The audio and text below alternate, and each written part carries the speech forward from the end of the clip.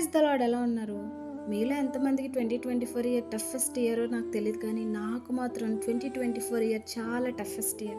ఎందుకంటే 2024 ఇయర్‌లో చాలా struggles, very painful situations, obstacles, all enemies attack at once. I last everyone because of some bad situations. ప్రతి decisions కూడా నేను చాలా ఆలోచించి తీసుకోవాల్సొచ్చేది.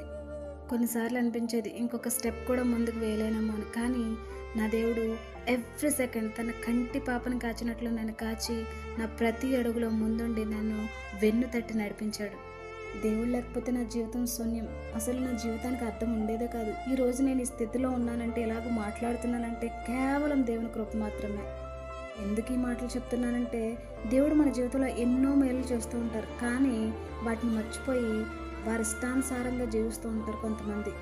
మన ప్రాణంకి ఒకసారి గుర్తు చేసుకుందాం. దేవుడు మనల్ని ఏ పరిస్థితుల గుండా ఎలా నడిపించాడో, ఎలాగో విడిపించాడో. My dear friends, praise God. దేవుడు చేసిన ఉపకారంలో దేనిని మరొకండి. ఆయన మిమ్మల్ని ఎన్నడూ విడువడు, ఎడబాయడు. ఆయన కృప మీకు నిరంతరం ఉంటుంది. కాబట్టి దేవునికి ఎల్లప్పుడూ స్తుతులు చెల్లించండి. God bless you.